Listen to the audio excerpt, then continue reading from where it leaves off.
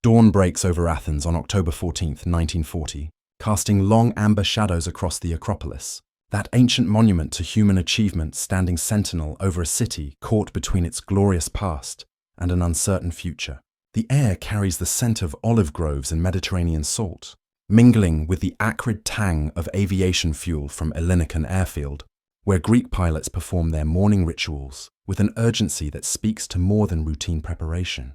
Within hours, this seemingly ordinary autumn morning would witness an aerial confrontation so consequential, so laden with strategic implications, that its outcome would ripple across the entire European theatre of World War II, yet somehow slip through the cracks of popular historical memory, overshadowed by larger battles and more dramatic narratives.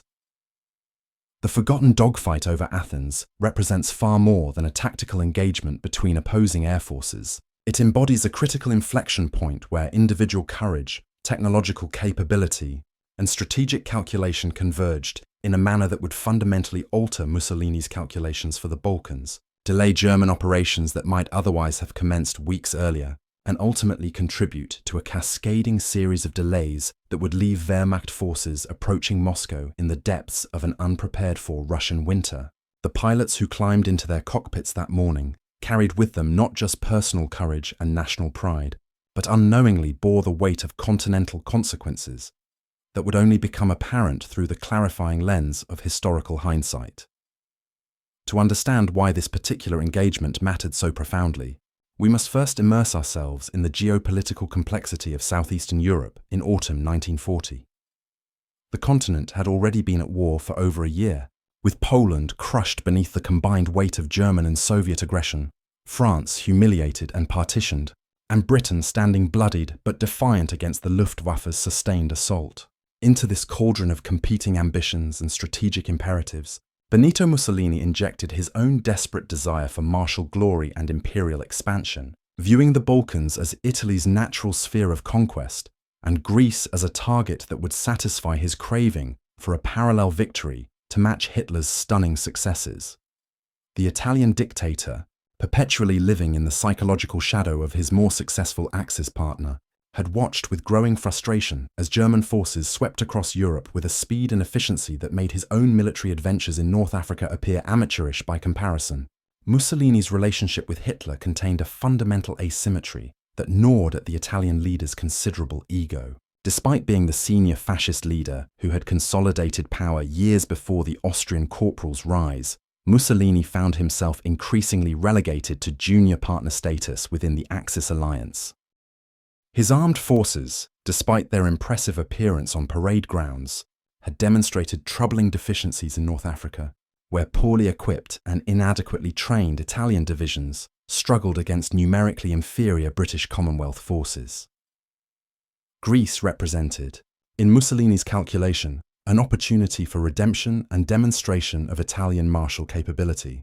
The country appeared vulnerable, its armed forces modest in size and equipment, its geographic position seemingly advantageous for Italian forces operating from Albanian territory, which Italy had occupied in April 1939. Mussolini envisioned a swift campaign, completed before winter weather complicated operations, that would deliver him a victory to present at the next Axis conference table, restoring some measure of prestige and demonstrating that Italian forces could achieve conquests without German assistance or oversight. This desire for independent glory would prove to be a catastrophic miscalculation, based on fundamental misunderstandings of Greek military capability, terrain challenges, and the resolve of a nation defending its homeland. The Italian military establishment approached the planned Greek invasion with considerably less enthusiasm than their political leadership. Professional officers recognized substantial obstacles that Mussolini's rhetoric glossed over or simply ignored. The mountainous Greek terrain favored defensive operations, negating Italy's advantages in mechanized equipment and artillery. Greek forces, while smaller in absolute numbers, possessed intimate knowledge of their homeland's geography and had been quietly mobilizing and preparing defensive positions. The Italian logistics network, stretched thin by commitments in North Africa and metropolitan defense requirements, would struggle to maintain supply lines through the rugged Albanian highlands into Greece proper. Most critically, the approaching winter weather threatened to transform mountain passes into impassable barriers and turn Dirt roads into impassable mud channels, air superiority, represented the single element where Italian planners believed they possessed decisive advantage. The Regia Aeronautica, Italy's air force, fielded hundreds of aircraft stationed at Albanian bases within easy striking distance of Greek targets. Against this aerial armada, the Royal Hellenic Air Force could muster barely 60 operational aircraft, a mix of Polish-designed PZL P.24 fighters and British-supplied Bristol Blenheim light bombers, supplemented by a handful of obsolescent types that would have been more appropriate for museum display than combat operations. On paper, the numerical disparity appeared overwhelming, suggesting that Italian aircraft would command Greek skies from the campaign's opening moments, interdicting Greek supply lines, bombing defensive positions, and providing close air support to advancing Italian ground forces. Yet this apparent disparity masked crucial qualitative factors that would prove decisive in actual combat. The PZL P.24 fighters flown by Greek pilots, while designed in the mid-1930s and thus technically obsolescent by 1940 standards, possessed specific characteristics that made them formidable opponents in the right hands. The P-24 represented the culmination of Polish engineer Zygmunt Pulowski's innovative gull-wing design philosophy, featuring a high-mounted wing that provided excellent visibility for the pilot, a critical advantage in aerial combat where seeing the enemy first often determines survival. The aircraft's radial engine, a 14-cylinder Bristol Mercury producing 970 horsepower, delivered robust reliability and surprising performance, with a maximum speed approaching 430 km per hour and a service ceiling above 10,000 meters. More importantly than raw specifications, the P-24's design philosophy emphasized agility and maneuverability over straight-line speed or heavy armament. The aircraft responded crisply to control inputs, could sustain tight-turning maneuvers without excessive altitude loss, and possessed a relatively small visual profile that made it difficult to track during high-speed engagements. Its armament, while modest by 1940 standards, consisted of 4 7.92mm machine guns synchronized to fire through the propeller arc, or in some variants, 2 20mm cannons mounted in underwing fairings, providing adequate firepower when properly employed. The aircraft's construction, combining a metal tube fuselage with fabric-covered wings, resulted in a lightweight structure that enhanced maneuverability while maintaining sufficient structural integrity for combat stresses.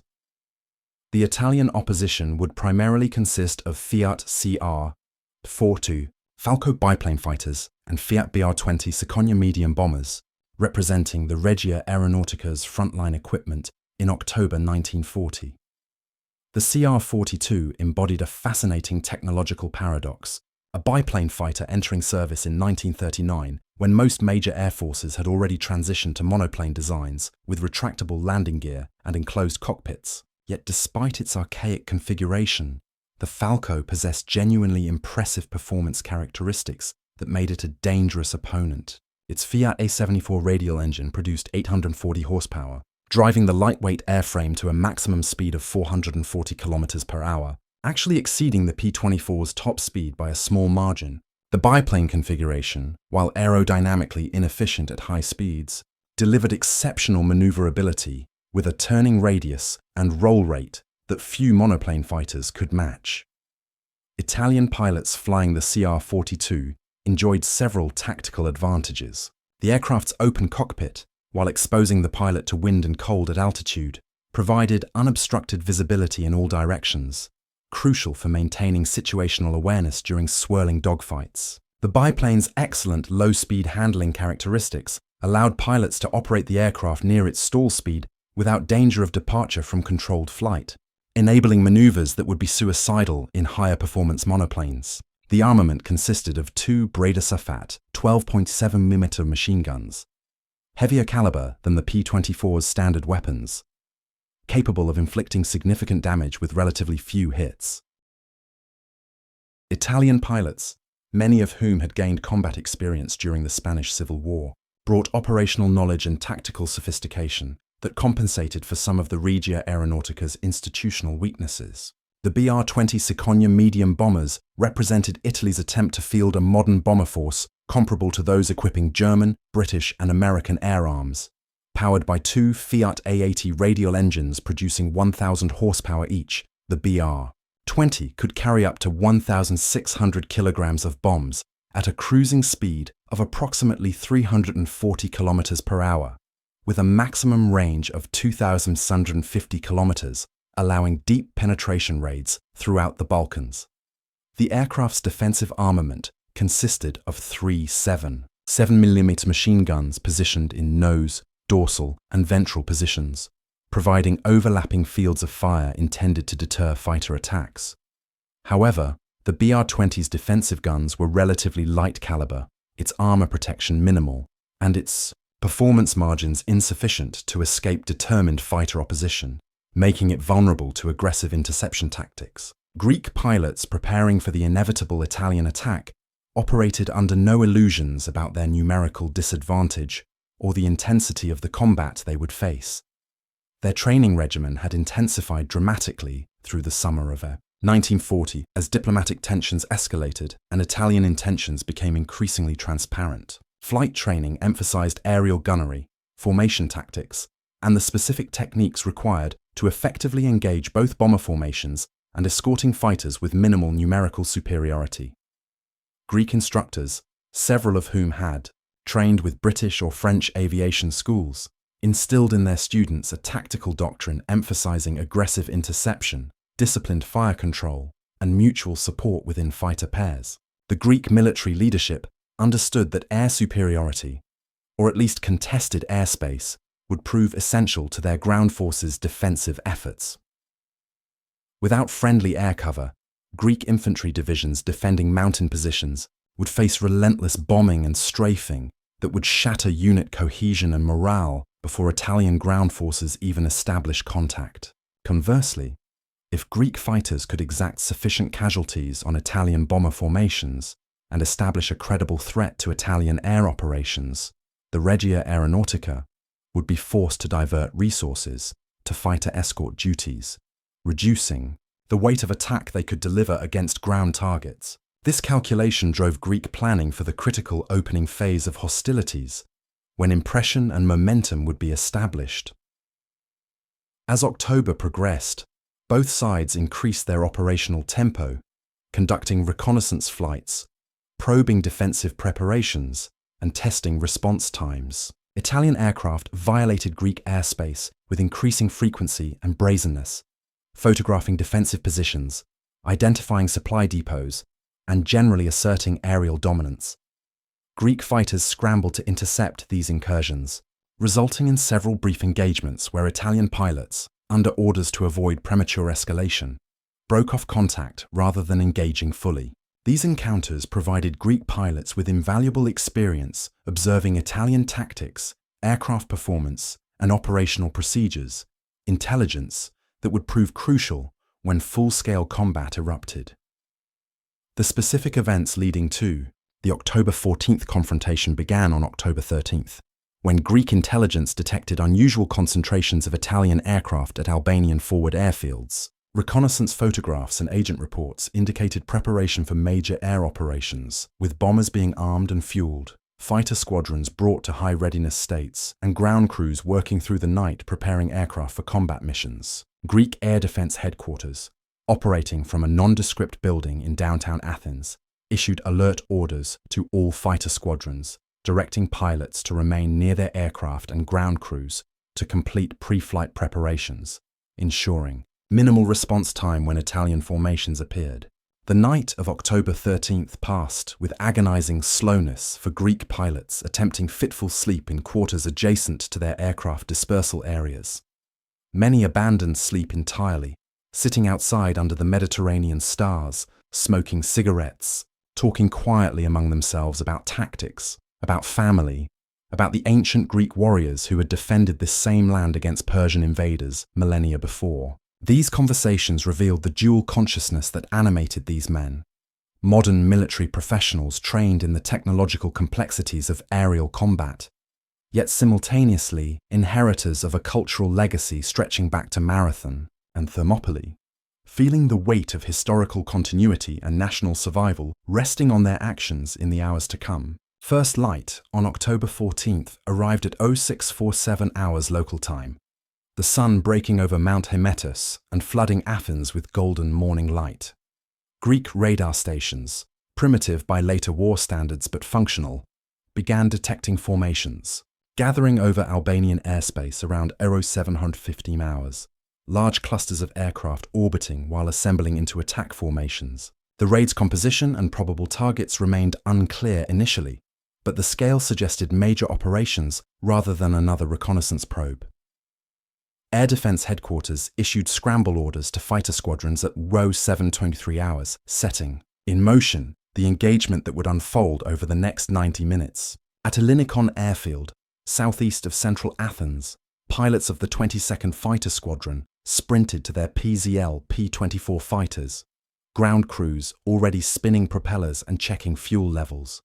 The squadron commander, a veteran pilot whose name history has frustratingly lost to incomplete record-keeping, delivered brief final instructions emphasizing fire discipline, mutual support, and the critical importance of protecting bomber formations from reaching their targets. Within 3 minutes of the scramble order, the first fighters were accelerating down the runway, tails lifting as airspeed built, then climbing steeply into the crystalline morning air, blue-grey camouflage paint schemes blending against the sky as they gained altitude. The climb to operational altitude consumed precious minutes, P-24 fighters ascending in loose formations that would tighten as they approached the expected intercept point. Greek pilots monitored their engine instruments carefully, ensuring cylinder head temperatures remained within normal operating ranges, oil pressure held steady, and fuel consumption tracked expected values. Radio discipline remained strict, communications limited to essential tactical information, preserving radio clarity for the intense moments of combat coordination that would follow contact with enemy formations.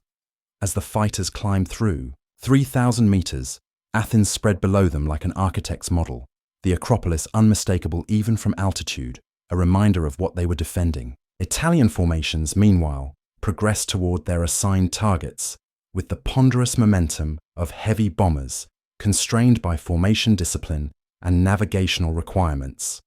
The BR-20 Ciconia bombers flew in tight VICs of 3 aircraft. These VICs organized into larger boxes designed to concentrate defensive firepower while maintaining bombing accuracy. Escorting CR-42 fighters wove above and to the sides of the bomber formations, pilots scanning the sky for defending fighters, eyes aching from the strain of staring into sun glare and empty blue expanses where enemy aircraft might materialize with little warning. Contact came at 0751 hours when a Greek pilot spotted sun glint reflecting off canopy glass roughly 8 kilometers distant and 1,000 meters above his formation's altitude. His terse radio call, "Bandits, 11 o'clock high," galvanized the Greek formation into combat readiness. Throttles advanced to maximum continuous power, propellers automatically adjusting pitch to maintain optimal engine speed, airframes beginning to vibrate as airspeeds increased toward maximum velocity. The Italian formation, likewise alerted to Greek fighters' presence, tightened their defensive boxes while escort fighters accelerated toward the threat, seeking altitude advantage and favorable attack geometry. The physics of aerial combat impose unforgiving constraints on tactical options. Energy management, the careful balancing of altitude and airspeed as interchangeable forms of potential and kinetic energy, determines whether a pilot can execute a desired maneuver or finds himself helplessly out of position as enemy aircraft exploit his energy deficit. Altitude represents stored potential energy, convertible to airspeed through diving maneuvers, while airspeed enables climbing to regain altitude at the cost of velocity. Pilots must constantly evaluate their energy state relative to opponents, seeking favorable exchange ratios where they can convert altitude to speed or speed to altitude more efficiently than their adversaries. The opening moments of the Athens engagement demonstrated these principles with crystalline clarity. Italian CR-42 fighters, positioned above the Greek P-24s, possessed the energy advantage and initiated the engagement by diving toward the Greek formation. The classic boom and zoom tactic, refined through Spanish Civil War combat experience, exploited the CR-42's excellent diving characteristics and heavy machine gun armament. Italian pilots rolled inverted and pulled through into steep dives, airspeed building rapidly as gravity and engine power combined. machine guns firing short bursts as target solutions developed briefly during the high-speed pass. Greek pilots, observing the developing attack, executed a coordinated defensive break, the formation splitting into two aircraft elements that turned sharply toward the attacking fighters while simultaneously diving to gain speed.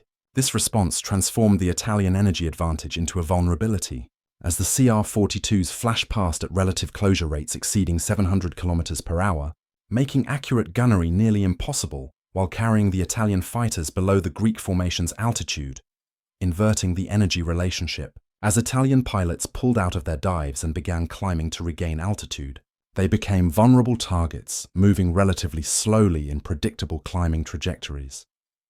The first confirmed kill of the engagement occurred at row 754 hours, when a Greek pilot, having reversed onto the tail of a climbing CR-42, fired a 3-second burst from approximately 150 meters range. The 7.92mm rounds, fired at a combined rate exceeding 1,200 rounds per minute from 4 synchronized guns, walked across the Italian fighter's fuselage and engine cowling. Several rounds penetrated the engine's reduction gearbox, destroying bearings and causing immediate catastrophic mechanical failure. The Fiat A74 radial engine seized solid, propeller stopping abruptly while the aircraft was still at high angle of climb and relatively low airspeed. The energy state became untenable, the aircraft stalling and entering an inverted spin from which the pilot apparently could not recover. The CR-42 impacting terrain approximately 30 kilometers north of Athens.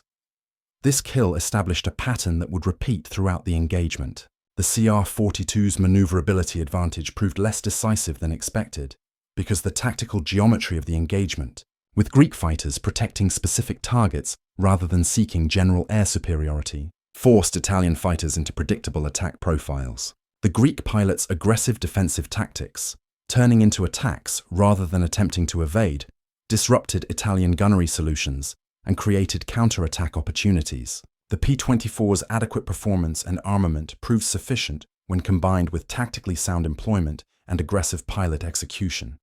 Meanwhile, the Italian bomber formations pressed toward their targets, primarily focusing on Ellinikon airfield and port facilities at Piraeus. The BR-20 bombardiers, working with Norden-style bomb sites licensed from German patents, established their bombing runs with professional precision, adjusting for wind drift and altitude variations. However, the presence of aggressive Greek fighters forced bomber pilots into evasive maneuvering that disrupted the steady, level flight necessary for accurate bombing. Formation integrity began degrading as individual aircraft took evasive action, defensive gunners firing at Greek fighters approaching from multiple vectors, creating a chaotic, three-dimensional tactical environment where maintaining cohesion became increasingly difficult.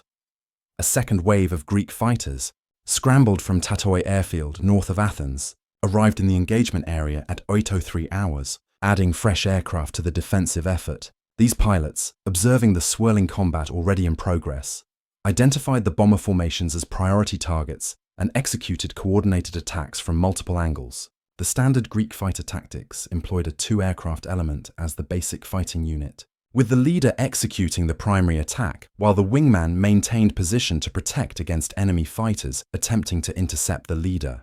This tactical system required exceptional coordination and mutual trust, with wingmen frequently placing themselves at significant risk to protect their leaders during vulnerable attack runs. One particularly effective attack sequence demonstrated the sophistication of Greek tactical execution. A P-24 element identified a BR-20 that had become separated from its formation by approximately 500 meters, making it vulnerable to concentrated attack. The element leader positioned his aircraft in the bomber's low 6 o'clock position, approaching from below and behind where the ventral gunner's field of fire was limited. As the range closed to approximately 300 meters, the BR-20's dorsal gunner opened fire, tracers arcing toward the approaching fighter. The Greek pilot maintained his approach course, accepting the defensive fire risk, then pulled up sharply to align with the bomber's fuselage axis and fired a sustained burst that lasted nearly 4 seconds. The devastating effect of concentrated machine gunfire on the BR-20's structure became immediately apparent. The bomber's relatively thin aluminum skin provided minimal protection against armor-piercing incendiary rounds that penetrated the fuselage, destroying hydraulic lines, severing control cables, and igniting fuel vapors in the wing tanks.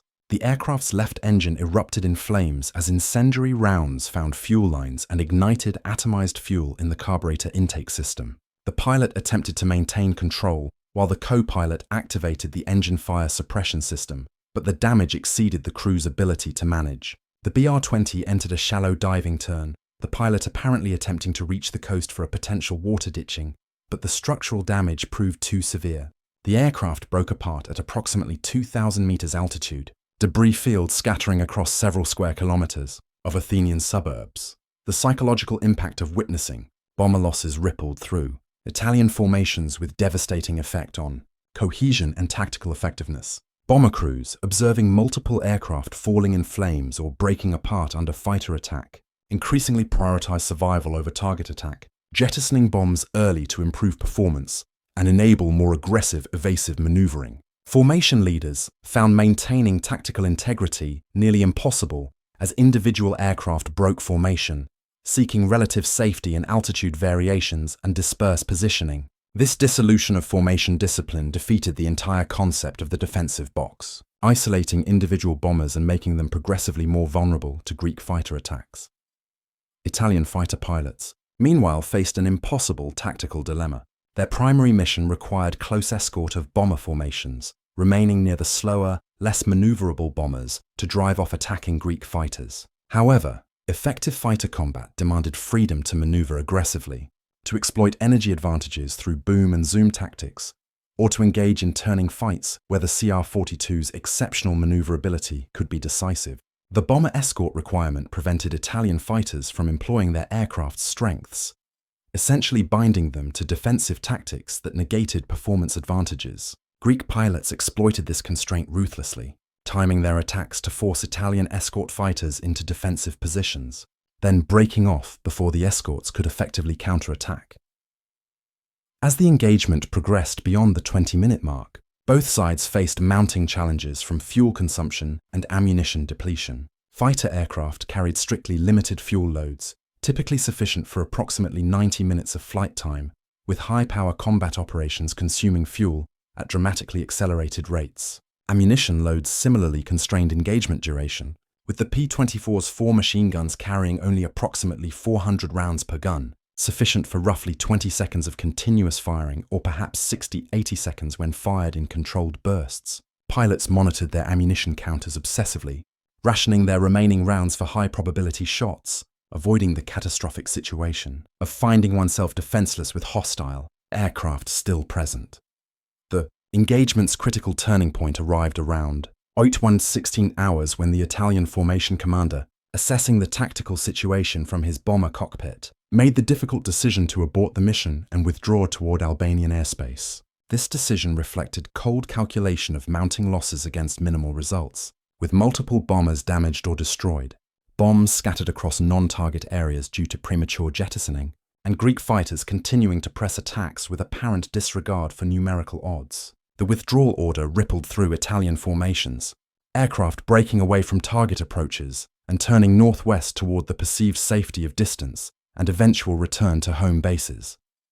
However, withdrawal from aerial combat rarely proceeds cleanly, particularly when defending fighters retain sufficient fuel and ammunition to pursue. Greek pilots, recognizing the Italian formation's attempt to disengage, pressed their attacks with renewed intensity, seeking to inflict maximum casualties during the vulnerable withdrawal phase. The tactical geometry shifted dramatically, with Italian aircraft focused on escape rather than target attack, defensive formations loosening as individual aircraft sought maximum speed, and escort fighters increasingly unable to protect bombers while simultaneously defending themselves. A series of running engagements developed as Italian bombers attempted to outrun pursuing Greek fighters. The BR-20's maximum speed of approximately 430 km per hour roughly matched the P-24's maximum velocity, meaning that bombers maintaining maximum continuous power could theoretically avoid interception by fighters at similar altitudes.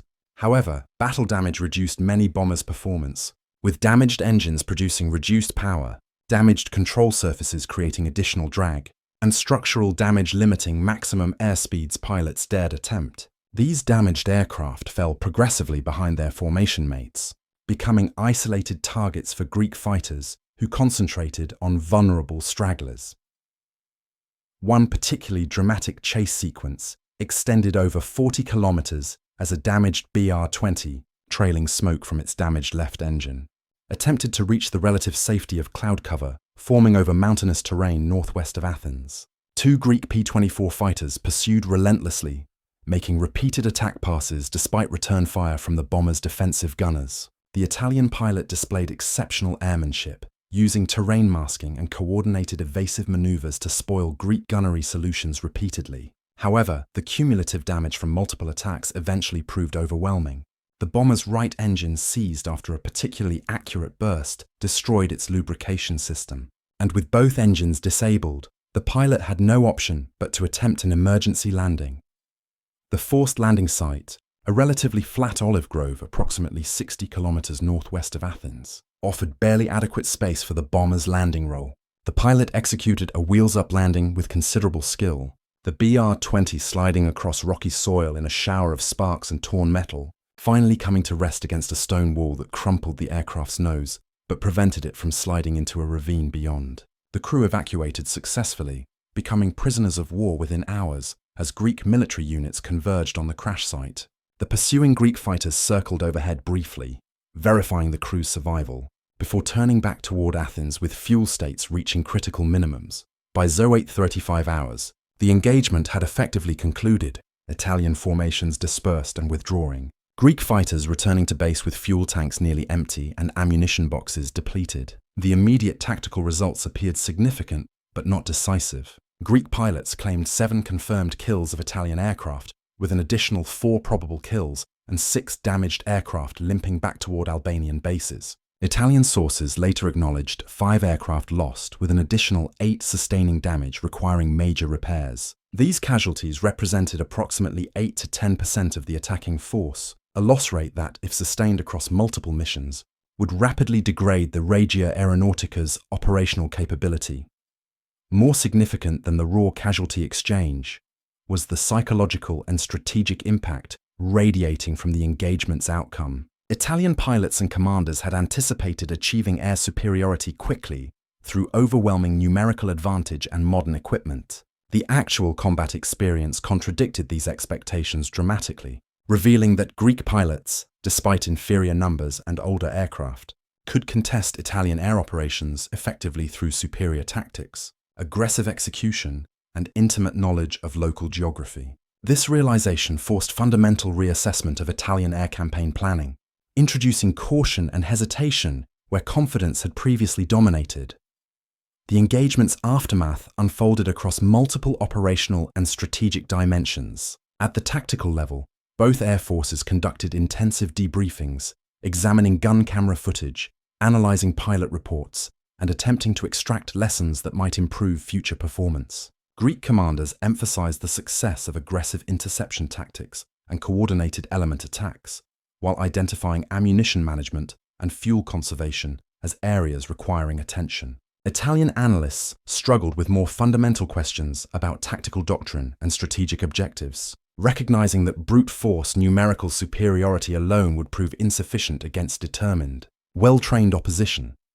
Mussolini's response to the engagement's outcome revealed the Italian dictator's fundamental disconnection from military reality.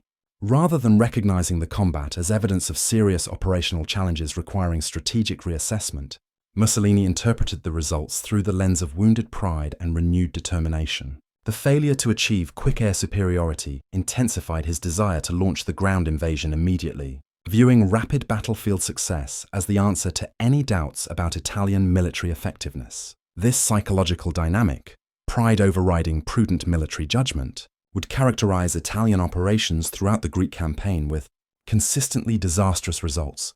The timing of the Athens engagement intersected with broader Axis strategic planning in ways that would prove consequential. Beyond immediate military outcomes, Adolf Hitler, observing Italian preparations for the Greek invasion with growing alarm, recognized that Balkan instability threatened German strategic interests in multiple dimensions. Romania's oil fields, critical for German military operations, lay vulnerable to disruption if British forces established airfields in Greece following an Italian collapse. Soviet interest in the Balkans created potential for further complications. Most critically, Hitler envisioned requiring uncontested control of southeastern Europe for the eventual invasion of the Soviet Union. Operation Barbarossa, then in advanced planning stages. The October 14th engagement provided Hitler with additional evidence that Italian military capability could not be assumed adequate for independent operations. The Führer's respect for Mussolini's political judgment had never extended to confidence in Italian military competence, and the Athens combat results reinforced his skepticism. German military intelligence monitored the engagement's outcome carefully, noting the loss ratios, the tactical difficulties Italian formations encountered, and the implications for broader campaign success. These assessments fed into Hitler's growing conviction that German intervention in the Balkans would prove necessary, either to rescue Italian forces from disaster or to secure German strategic interests despite Italian incompetence. Mussolini, either oblivious to or choosing to ignore Hitler's concerns, proceeded with invasion plans despite the Athens engagement's troubling implications. On October 28th, 14 days after the Athens dogfight, Italian forces attacked across the Albanian-Greek border in what Mussolini confidently predicted would be a brief victorious campaign, concluded before winter weather arrived. The actual results bore no resemblance to Italian expectations. Greek forces, mobilized and prepared, mounted fierce resistance that stopped Italian advances within days, then launched counterattacks that drove Italian forces back into Albanian territory with heavy casualties and captured equipment-littering mountain passes. The Greek military's unexpected success against Italian invasion forces validated every lesson suggested by the October 14th air engagement. Italian forces, numerically superior but inadequately trained, poorly equipped for mountain warfare and hampered by incompetent senior leadership, proved unable to overcome Greek advantages in terrain knowledge, defensive preparation, and fighting motivation. The Regia Aeronautica's failure to achieve air superiority meant Italian ground forces advanced without adequate air support, subjected to Greek air attacks that disrupted logistics and shattered unit cohesion. By mid-November, the Italian invasion had collapsed into humiliating retreat, with Mussolini's dreams of martial glory transformed into strategic disaster requiring German rescue.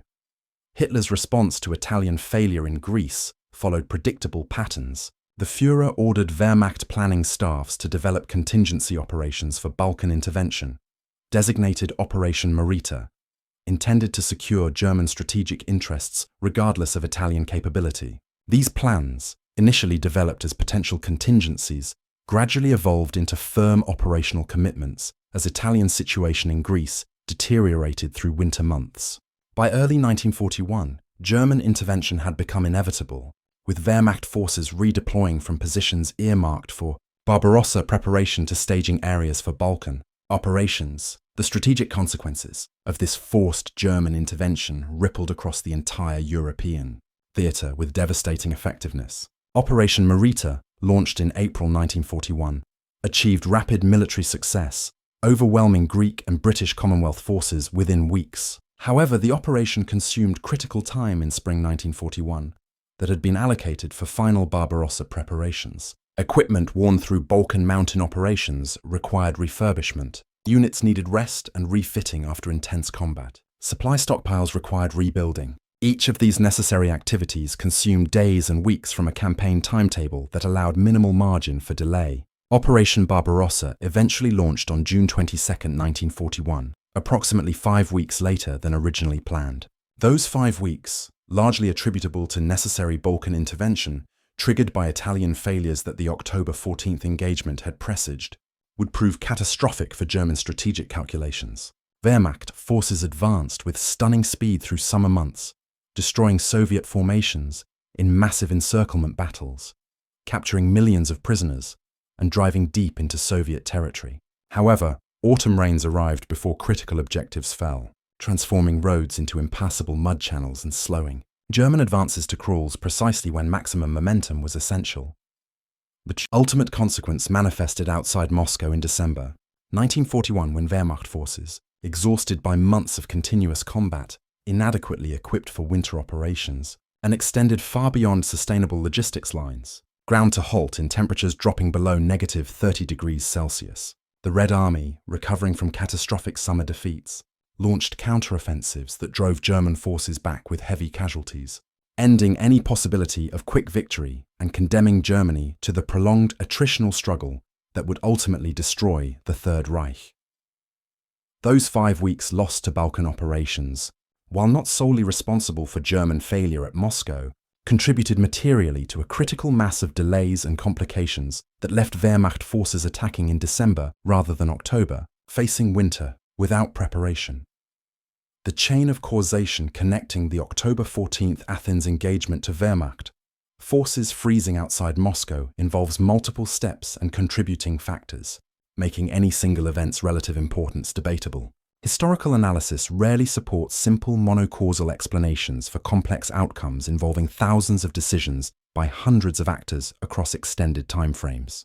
Nevertheless, the Athens engagement represented a critical early indicator of Italian military inadequacy that, had it been heeded by Mussolini, might have prevented the disastrous Greek invasion, eliminating the need for German Balkan intervention and preserving the Barbarossa timetable.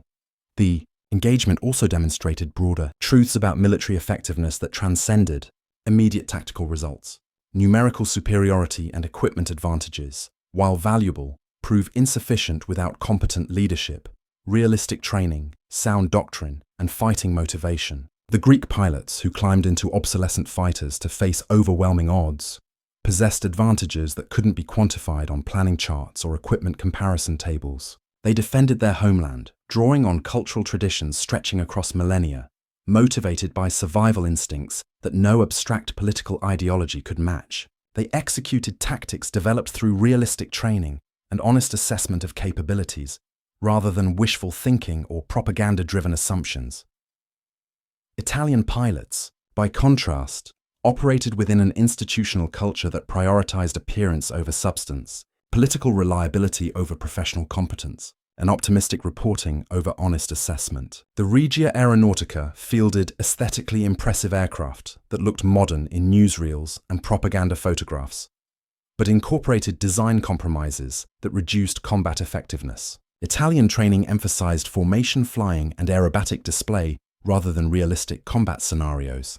Maintenance standards suffered from inadequate spare parts and poorly trained ground crews. Intelligence about enemy capabilities reflected what senior officers wanted to hear rather than objective analysis.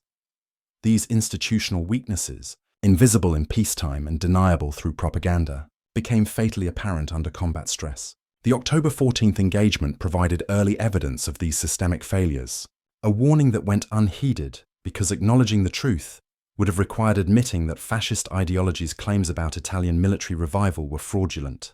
Mussolini's regime, like all totalitarian systems, found accepting uncomfortable truths psychologically impossible, preferring to double down on failed policies rather than adapting to reality.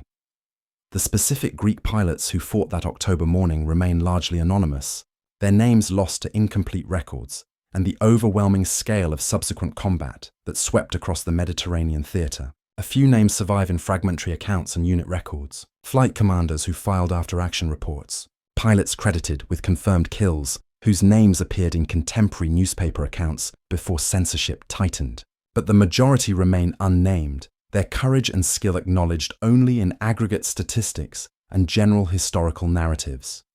This anonymity carries its own poignancy. These men, whose actions influenced strategic outcomes affecting millions, achieved their effects without seeking personal glory or historical remembrance. They climbed into their cockpits that morning because duty required it, because their nation needed them, because their comrades depended on them. The flight into combat, the swirling dogfight with death present in every maneuver, the return to base with fuel tanks on reserve and ammunition exhausted. These experiences became simply another mission in what would become years of continuous warfare. The broader Greek campaign against Italian invasion forces continued through winter 1940 and into spring 1941, with Greek pilots maintaining their aggressive defense despite mounting casualties and equipment attrition. The Royal Hellenic Air Force's initial 60 aircraft dwindled through combat losses and maintenance failures, with replacement aircraft and spare parts increasingly difficult to obtain as British resources stretched thin across multiple theatres. Greek pilots flew missions with aircraft barely airworthy, mechanics cannibalizing damaged fighters to keep a handful operational, ground crews working through nights in unheated hangars to repair battle damage with improvised materials. The statistics tell a story of unsustainable attrition warfare. By January 1941, The Royal Hellenic Air Force could muster perhaps 20 operational fighters, one-third of its October strength. Pilot casualties mounted steadily, with experienced aviators killed in action or wounded too severely to return to flight status, replaced by hastily trained newcomers whose inexperience made them vulnerable to veteran Italian pilots who had survived their own learning curves. Aircraft maintenance became progressively more difficult as spare parts inventories depleted, with mechanics resorting to manufacturing replacement components in field workshops, using salvage materials and improvised techniques. Yet, despite these mounting challenges, Greek air resistance continued imposing costs on Italian operations that exceeded what Regia Aeronautica commanders found acceptable. Italian bomber formations still required substantial fighter escort, diverting fighters from other missions and constraining tactical flexibility. Italian pilots approached Greek airspace with caution rather than confidence, knowing that Greek fighters, however few, would contest intrusions aggressively. The psychological impact of persistent resistance, even from diminishing forces, prevented Italy from achieving the air dominance that their numerical superiority should have delivered. The arrival of German forces in spring 1941 transformed the strategic equation completely. Luftwaffe units redeploying from Balkan staging areas brought overwhelming numerical superiority and technological sophistication that Greek forces could not match. Messerschmitt Bf 109 fighters, representing the cutting edge of 1941 fighter design, outclassed the obsolescent PZL P.24s in every performance parameter. German pilots, veterans of campaigns in Poland, France, and the Battle of Britain, brought combat experience and tactical sophistication that exceeded anything Italian pilots had demonstrated. German logistics and maintenance systems operated with efficiency that Italian forces could never achieve, ensuring high operational readiness rates and sustained operational tempo. The Luftwaffe's entry into Greek airspace in April 1941 spelled the inevitable end of effective Greek air resistance. German fighters swept aside the handful of remaining Greek aircraft within days, establishing absolute air supremacy that enabled unrestricted bomber operations against ground targets. Greek pilots, recognizing the futility of continued resistance against overwhelming odds, nevertheless continued flying missions until their last operational aircraft were destroyed or Greek government ordered evacuation to Egypt. Some pilots managed to escape with their aircraft to British-controlled airfields, eventually joining RAF squadrons and continuing the fight. Others fought until killed or captured, their final missions flown, with full knowledge of almost certain death.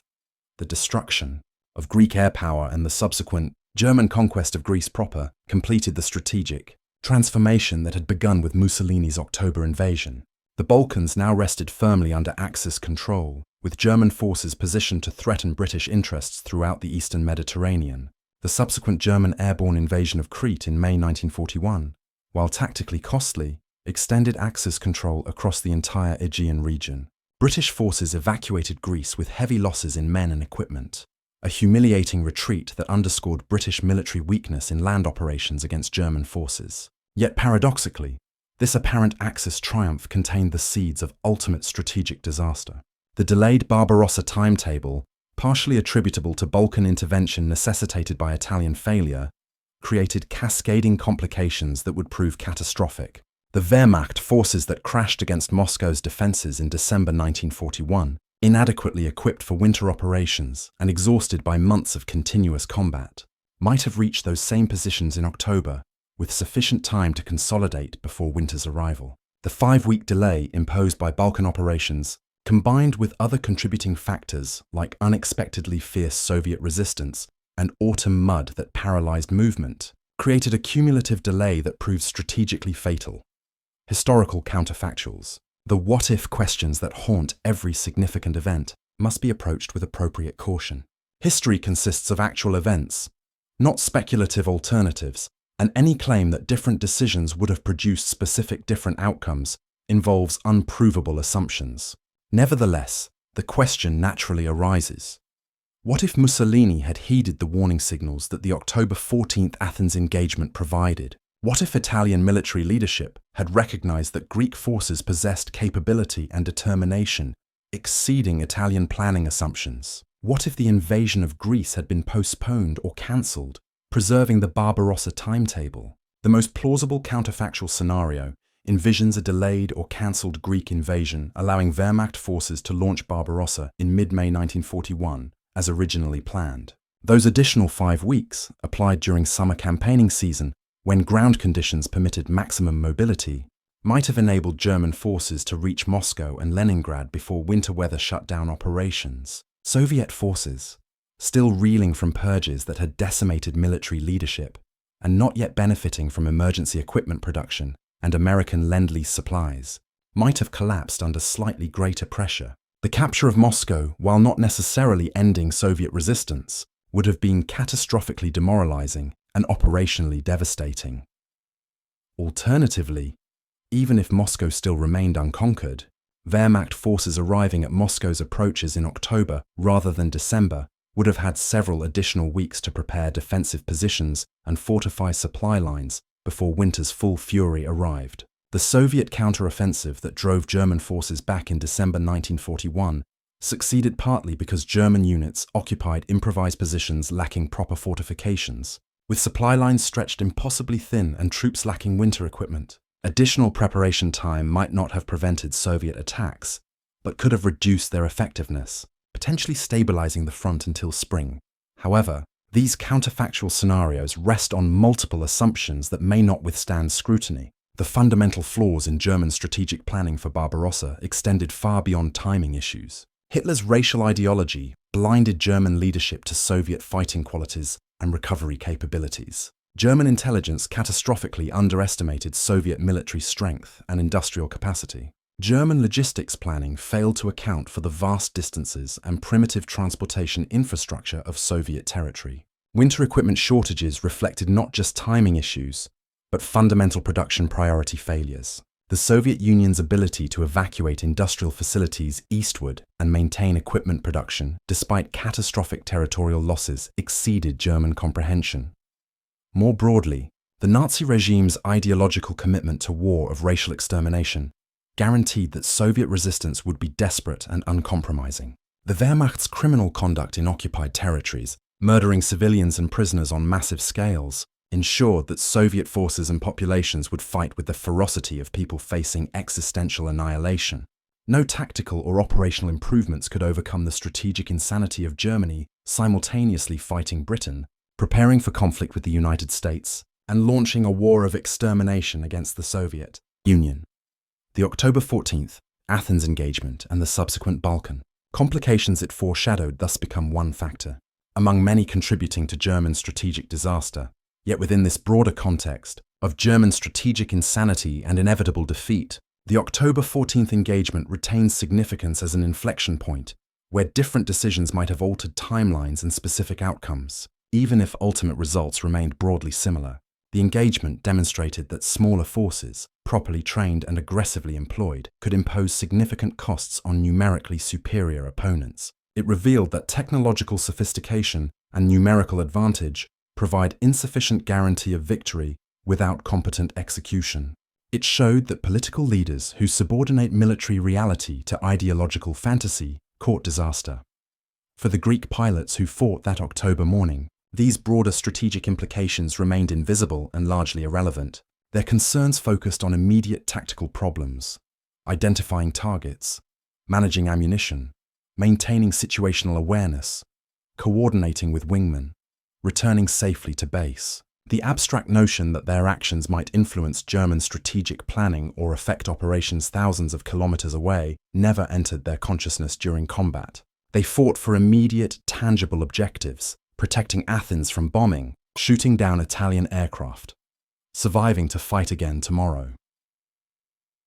This disconnect between individual experience and strategic consequences characterizes warfare across all scales and historical periods. The soldier in combat perceives a narrow slice of reality, bounded by immediate threats and tactical objectives. The broader operational and strategic significance of their actions remains invisible, knowable only through post-war historical analysis, assembling fragmentary evidence into comprehensive narratives. The fighter pilot locked in a turning fight with an opponent, both aircraft at corner velocity with energy states approaching critical minimums, experiences reality measured in seconds and fractions of seconds, life and death determined by split-second decisions and fractional angular advantages.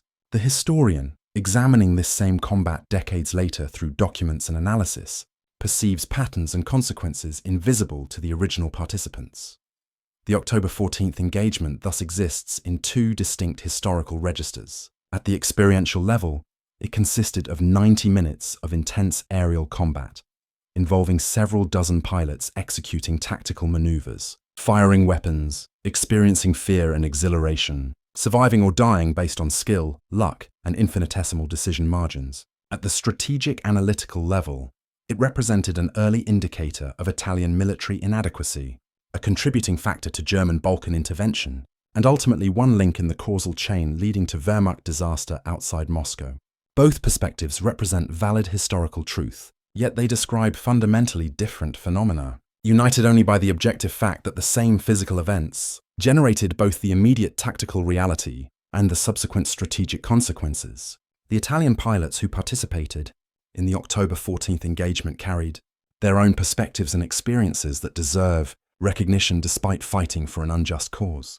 Many Italian aviators were professional military officers or patriotic citizens who believed they served legitimate national interests, not criminals consciously participating in aggressive warfare. The distinction between individual moral responsibility and institutional criminality remains philosophically complex, particularly in hierarchical military organizations where individual agency is severely constrained by command structures and legal obligations. Italian pilots facing Greek fighters over Athens experienced the same fundamental human emotions that their opponents felt: fear of death, desire to survive, loyalty to comrades, pride in professional skill. The fact that they served a fascist regime prosecuting an unjust war of aggression does not erase their individual humanity or the genuine courage required to fly combat missions against determined opposition. Historical analysis must maintain this difficult balance between moral judgment of institutional actions and human recognition of individual experience.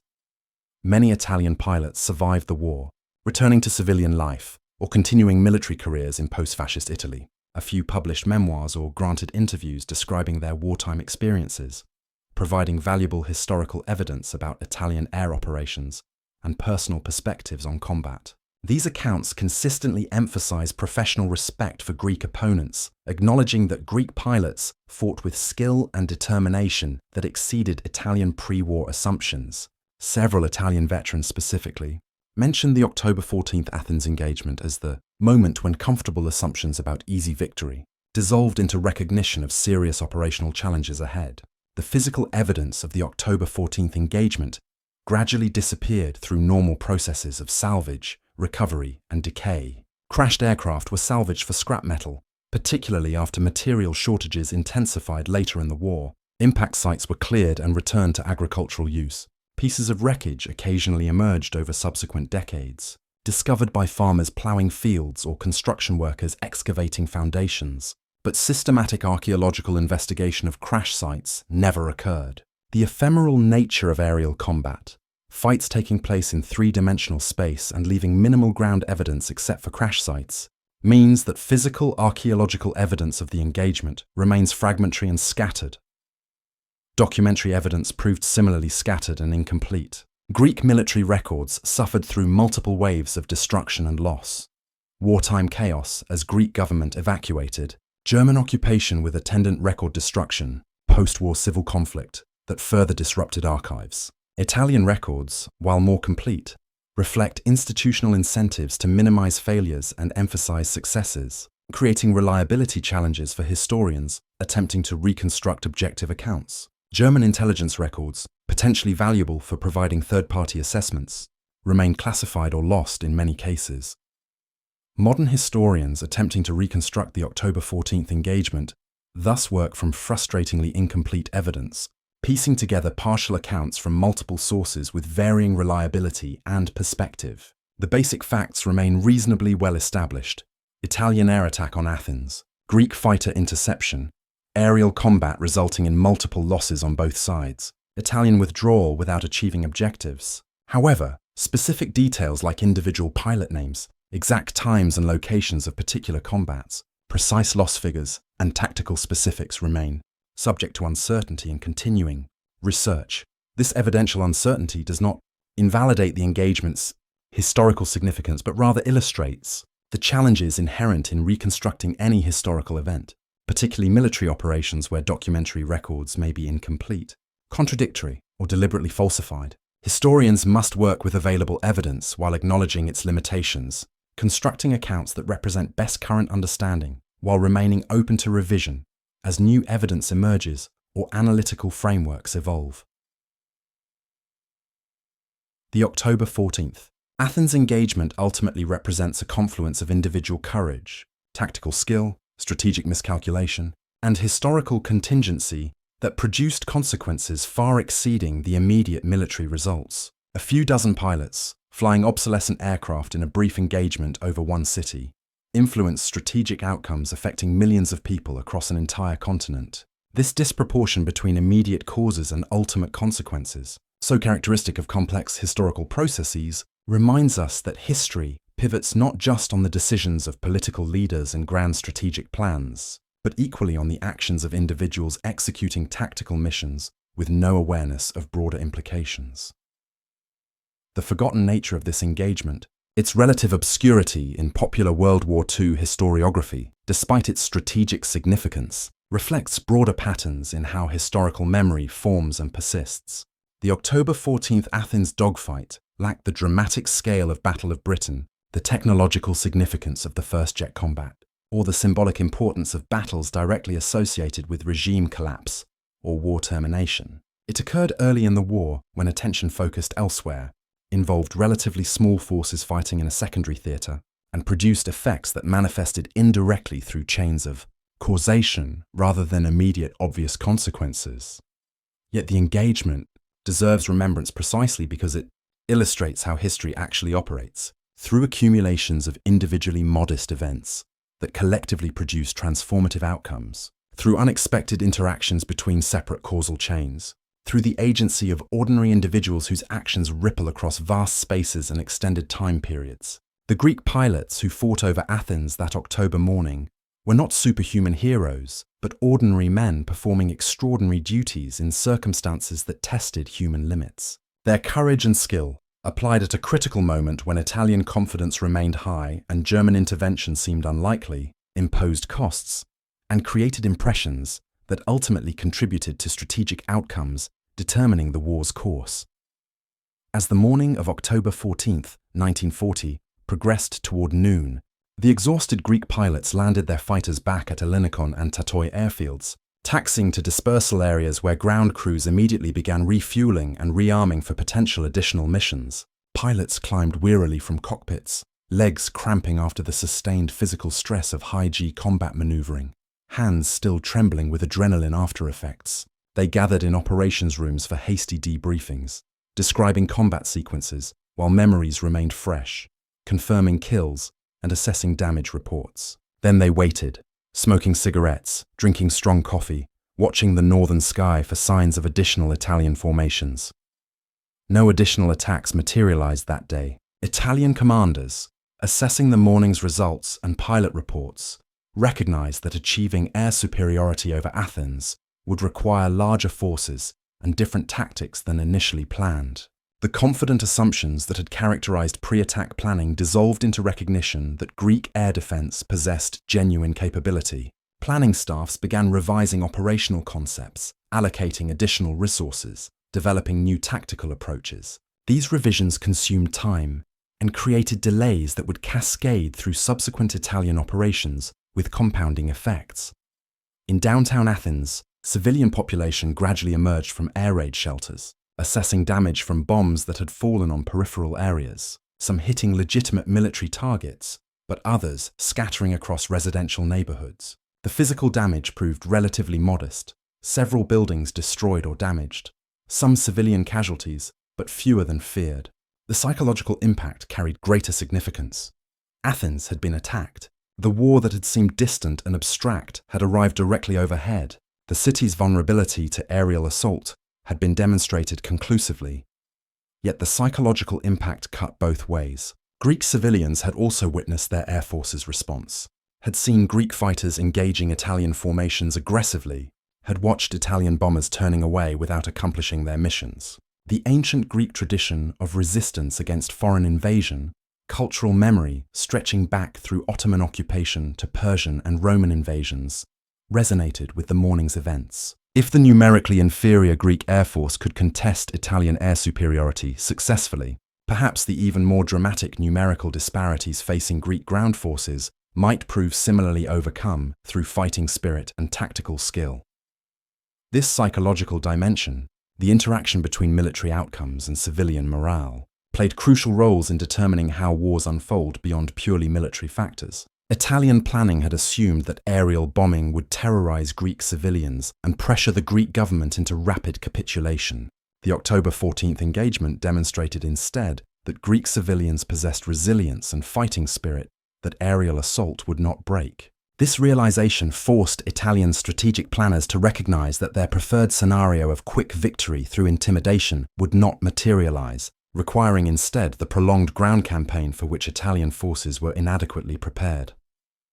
As October progressed toward the end of the month and Mussolini's invasion order approached, the strategic situation solidified into patterns that the October 14th engagement had foreshadowed. Italian forces would not achieve quick air superiority, allowing uncontested bombing of Greek positions and supply lines. Greek forces would contest Italian air operations throughout the campaign, inflicting steady attritional losses that strained Italian capability. The ground campaign would prove far more difficult than Italian planning assumed, with Greek forces exploiting terrain advantages and fighting with determination that surprised Italian commanders. These developments, collectively producing Italian strategic disaster and eventual German intervention, all trace their origins partly back to that October morning when Greek pilots in obsolescent fighters demonstrated that numerical superiority alone guarantees nothing.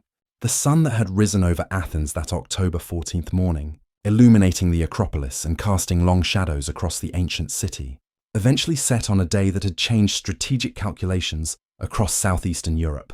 The Greek pilots who had defended their capital that morning returned to quarters for fitful sleep before another day of combat preparations. Italian pilots who had survived the engagement flew back to Albanian bases, their confidence shaken, their assumptions about easy victory fundamentally questioned. German intelligence officers compiled reports about the engagement, adding another data point to growing files documenting Italian military inadequacy. British officials in Athens and London noted the results with satisfaction, recognizing that Greek resistance might prove more substantial than pessimistic assessments had suggested. And across all these immediate reactions and tactical adjustments, the broader forces of history continued their inexorable processes, individual decisions and actions accumulating into collective outcomes that no single participant could perceive or control. The October 14th Athens engagement became one thread in the vast tapestry of World War II, individually modest, but contributing to larger patterns that would determine the war's course and ultimate outcome. The pilots who fought that morning could not know that their actions would influence German strategic planning or affect Wehrmacht operations outside Moscow 14 months later. They fought for immediate, concrete objectives, defending their city and nation against aggression, executing their duties with courage and skill. That their actions achieved significance transcending immediate tactical results. That their courage rippled across continents and affected millions of lives. That their forgotten dogfight deserves remembrance alongside more famous battles. These truths emerge only through historical analysis, assembling fragmentary evidence into comprehensive narratives. The Greek pilots who climbed into obsolescent fighters that October, morning to face overwhelming odds, joined the long procession of ordinary individuals whose extraordinary actions and critical moments shape histories, course in ways they could never anticipate or fully understand. Their fight was brief, their victory incomplete, their names largely forgotten. Yet their contribution to ultimate Allied victory, indirect and mediated through complex causal chains, remains no less real for being difficult to trace. The skies over Athens that witnessed their courage have since seen decades of peace, the Acropolis standing eternal vigil over a city rebuilt and transformed by the modern age. The fighters that fought that morning have long since been reduced to rusted fragments scattered across museum storage rooms or buried beneath earth and vegetation. The pilots themselves have passed into history, their generation's direct testimony forever silent. Yet the memory of that October morning, the forgotten dogfight that nearly turned Europe's skies red, deserves preservation and reflection as testament to how individual courage, tactical skill, and strategic consequences intersect in ways that shape the destinies of nations and continents. History remembers dramatic battles and famous commanders, celebrates obvious turning points and clear-cut victories, but history also turns on moments like the October 14th Athens engagement, modest in immediate scale but profound in ultimate significance, forgotten by popular memory yet crucial for understanding how wars actually unfold. The Greek pilots who fought that morning exemplified the truth that every war, however vast in scope, ultimately consists of individual human beings making decisions and taking actions in specific moments and places, their collective efforts producing outcomes that transcend any individual's intention or awareness. Their fight deserves remembrance not despite its forgotten status, but precisely because its obscurity illustrates how history operates through countless such moments, individually modest but collectively transformative, shaping our world in ways we are only beginning to understand. Remembrance not despite its forgotten status, but precisely because its obscurity illustrates how history operates through countless such moments, individually modest but collectively transformative, shaping our world in ways we are only beginning to understand.